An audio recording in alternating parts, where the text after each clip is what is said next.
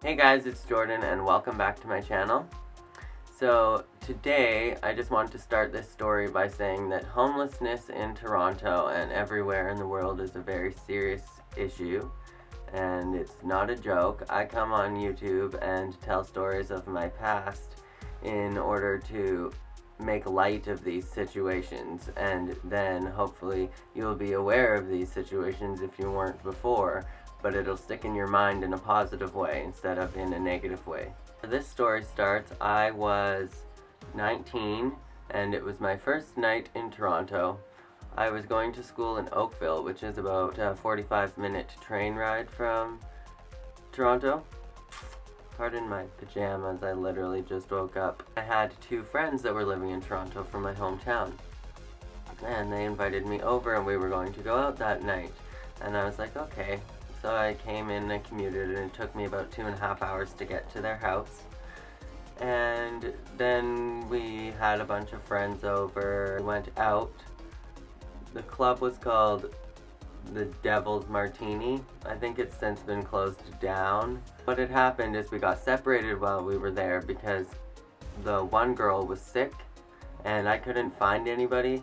And so it was about 2 o'clock and they were calling last call and I was trying to find everybody. And I went outside and I was trying to call both of my friends that I was with and I couldn't get a hold of either of them. And then my phone dies. So it's 2-ish in the morning. They've just called last call. Everybody is scattering. And I have no idea where I am. And I have no idea how to get anywhere. And so I'm walking around thinking, oh, I should easily be able to get a taxi, right? It's downtown Toronto. Apparently not. I don't see a single taxi for like hours and hours and hours. Yes, hours and hours and hours. I'm walking around looking for a bank somewhere that I can go in and I can take out some cash in case I find a taxi so that I can get home. And I was like, okay, this should be super easy. So I'm walking and I'm walking and walking for literally hours. And I'm probably going in circles, I have no idea.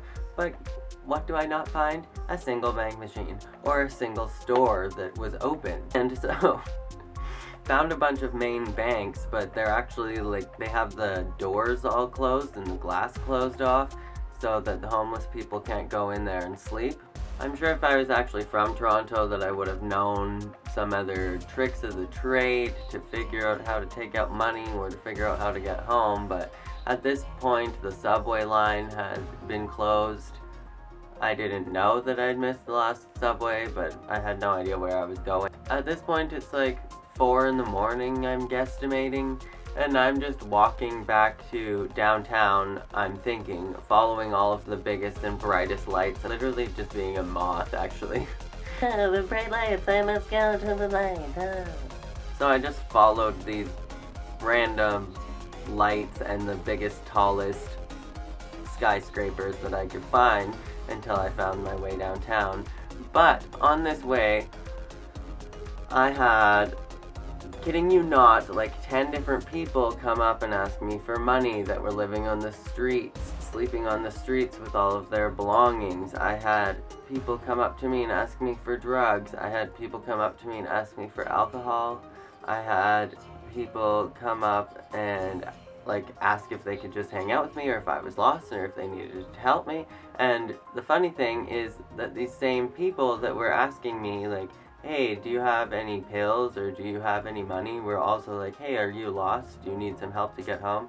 So it's not like they're there to harm you. They all have a different story and they all have a different background and a different reason why they are there, and you don't know what it is. So I continued walking and I got to this area that in the daytime it's like a giant fountain and it says Toronto, and it's right downtown in Toronto. If you've ever been there, like it's right, there's the Eaton Center and then you just literally like walk half a block and there's this giant area and all of the carts are there with like hot dogs and ice cream and like all of the vendor carts. They hold events there, and then they have the giant art museum right there as well. Well, when I walked past here at night at like 3 or 4 in the morning, there were literally dozens of homeless people laying there with their sleeping bags, and some of them with nothing, just sleeping on the pavement, sleeping on benches, and sleeping on the concrete. And it was like October or the end of September or something. It was cold outside. Later on in the winter, you'll see homeless people in Toronto sleeping on the vents or the grates in the streets where the subways run over, so that the heat from the subway, they can use it to keep warm. But they'll literally be sleeping on the pavement in the winter in the snow in like -20 some days. So I eventually found Union Station, which is like the Toronto version of Grand Central Station, if you know what that is. It's where all of the subways go and the trains and everything stop, and the buses, all of the public transportation, all of the trains that are going to different cities, like the Via Rail, it all comes to Union Station. So I figured, okay, this is going to be how I'm going to get home. And so I headed to Union Station. I still don't have any money, I still have a dead phone, and still don't really know where I'm going.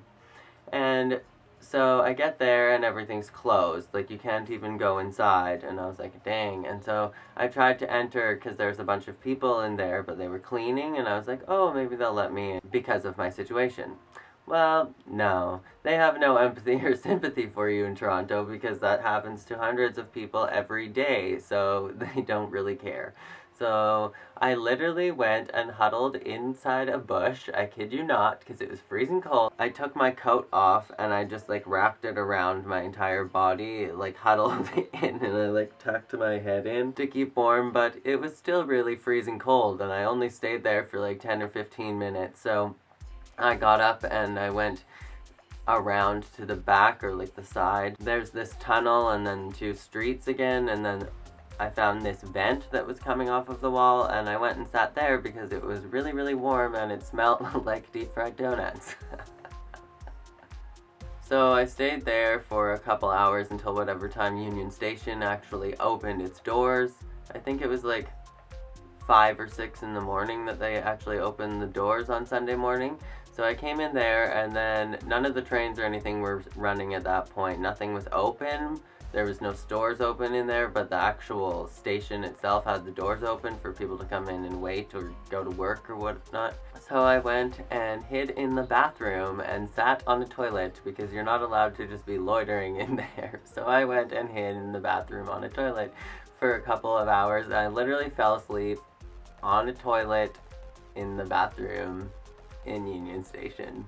And then when the subway started running, I believe at 8 or 9 in the morning, I got on a subway and I literally just went with my intuition. So if you are wondering whether your intuition is actually a thing, definitely trust your intuition, because this is where the story goes next. I followed my intuition and I literally ended up going right back to the same subway station. Somehow remembered exactly what subway station I went to. I ended up finding her apartment, which was a few blocks away somehow in Toronto, in a city that I'm totally unfamiliar with. And then not only did I find her apartment, I waited for somebody to come out of the apartment so that I could get in, because I didn't know what the apartment number was. And then I literally just let my intuition lead me to whatever apartment. And this apartment had like 20 floors, and they lived on like the 14th floor or something. I don't actually remember at all. I ended up just following my intuition, and it led me right to the exact apartment that I was looking for. And my 2 friends were like, oh my god, we were worried sick, we thought you died, we've been calling you over and over and over and over. And I was like, yeah, my phone is dead. And I felt so bad that they ended up having to leave me. But yeah, my one friend got sick, so the other girl had to take care of her, and they had to go home like right then. And so they had no choice but to leave me behind, and then they were like literally so scared as to what was going to happen. But everything worked out for the best. I somehow ended up finding my way back home. This story was about my experience of what it is like to be homeless for just one night in Toronto, and there are hundreds and hundreds of people that do that on a daily basis. Like, sure, they may have somewhere to go one night, or sleep on a couch, or stay in a shelter for the night, but it's a daily struggle for their lives, and it's a huge, huge issue in Toronto and other major cities, but definitely a huge, huge issue in Toronto. So I have left you guys a huge page of links if you'd like to help out with the situation in Toronto. I hope you guys liked this video. Happy Father's Day, and make sure to subscribe to my channel and share this video to support the homeless people in Toronto. See you later.